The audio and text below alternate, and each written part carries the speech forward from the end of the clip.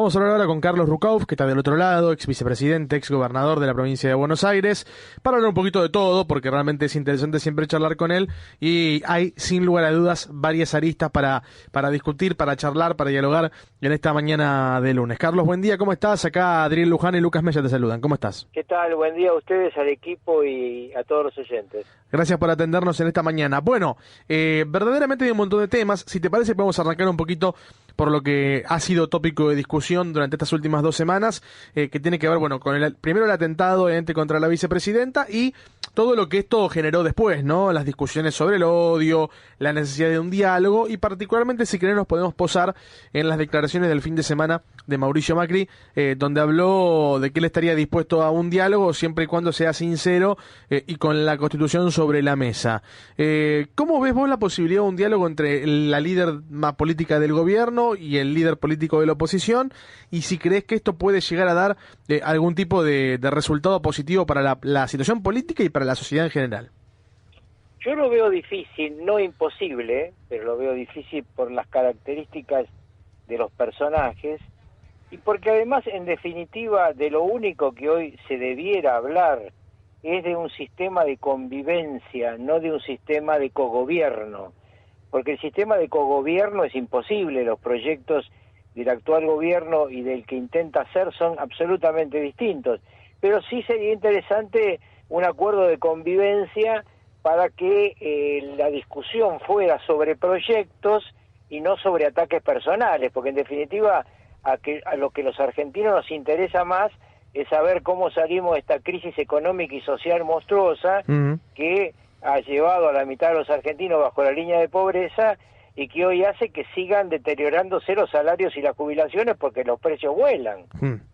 Sí, claramente, digamos, hay algunas cuestiones, ¿entendés?, mucho más apremiantes para la población general, ¿no?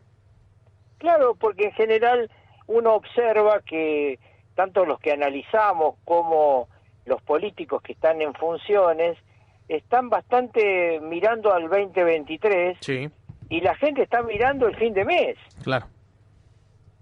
Sí, claramente hay ahí una separación o una disociación muy grande entre la agenda de la gente y la agenda de la política, y en particular se siente más profundizada cuando se hablan los temas, por ejemplo, de la justicia o la corrupción, o mismo esta situación, digamos, del otro día, que tal vez no son los que la gente tiene que enfrentar en el cotidiano, y tampoco, si vos me decís, bueno, te ofrecemos soluciones a todo eso y además discutimos esto, bueno, eso sería una cosa, ¿no? ¿Por qué crees que no pasa eso? Digamos, ¿es por una incapacidad o es por una falta de diagnóstico?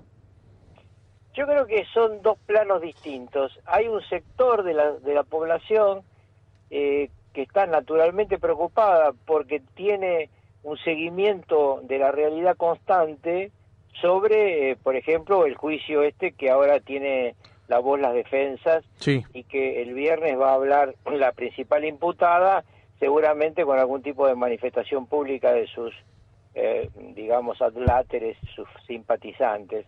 Pero por el otro lado, el hombre común, yo voy todos los miércoles al supermercado, es el Día de los Jubilados.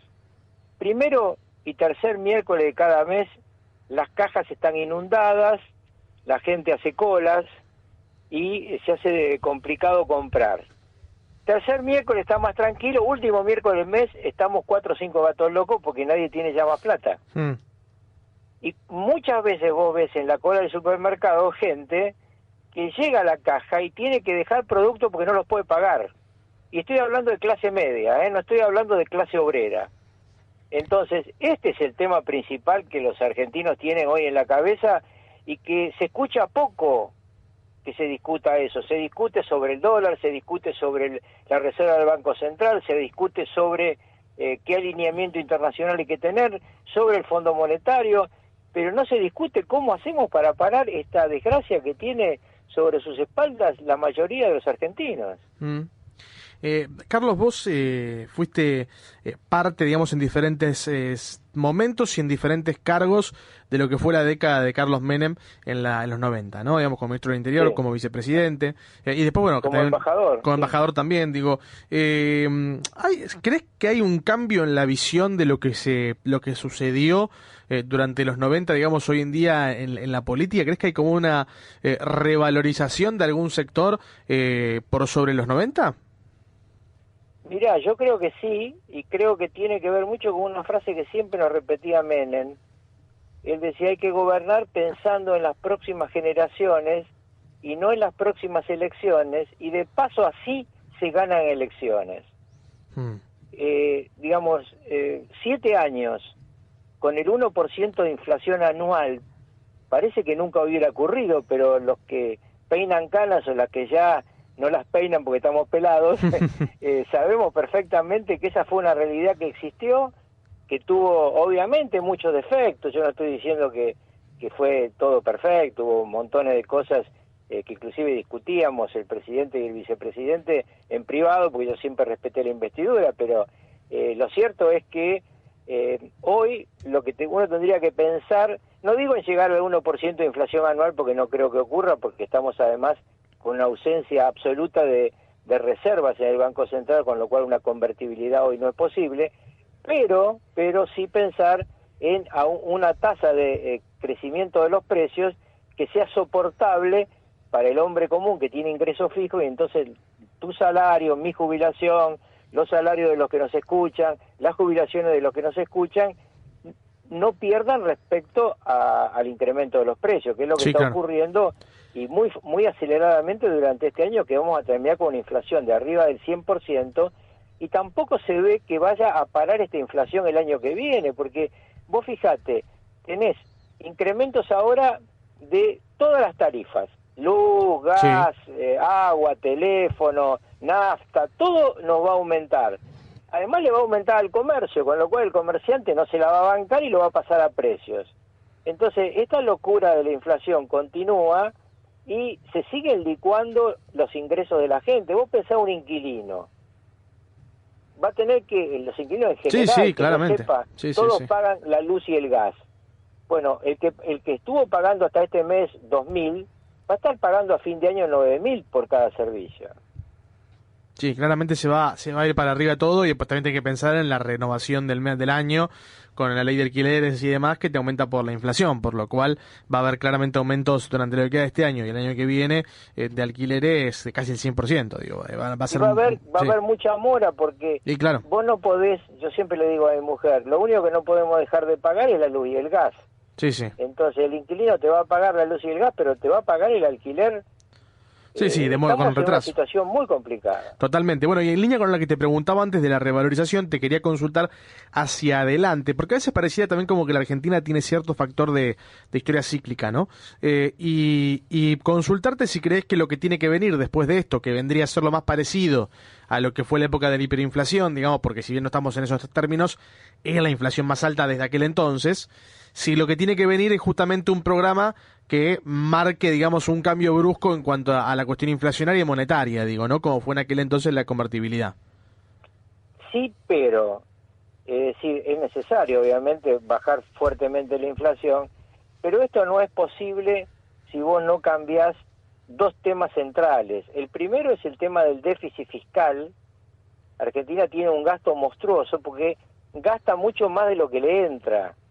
Entonces, el gasto del Estado, por ejemplo, es una cosa insoportable. Yo no digo que el actual presidente siga los lineamientos de Menem, pero podría recordar que su mentor, Néstor Kirchner, gobernó con 10 ministros. ¿Para qué necesita Alberto Fernández 20 ministros? Y en consecuencia los gastos monstruosos que eso significa. Te podría estar hablando media hora de todo lo que se puede bajar del gasto. Y la otra cosa es que Argentina puede recuperar rápidamente el nivel de ingresos porque tiene lo que el mundo necesita. En la próxima década, no solamente este año o el que viene, en la próxima década, el gas va a ser muy caro, porque una vez que termine esta guerra en Ucrania, que en algún momento terminará, no muy pronto, pero va a terminar, igual el gas va a ser insustituible porque va a reemplazar rápidamente al carbón y luego va a reemplazar a la energía nuclear en las centrales, que muchas están obsoletas, por ejemplo en Alemania, por ciclo combinado. Tenemos litio, somos la segunda reserva mundial de litio, y el primer reserva es Bolivia, Sí. y el nuestro es mucho más fácil de sacar. En consecuencia tenemos ahí el oro blanco, lo que será el petróleo de este siglo, porque con el litio se va a hacer todo lo que es la reconversión automotriz en el mundo, además de lo que está vinculado a lo cibernético.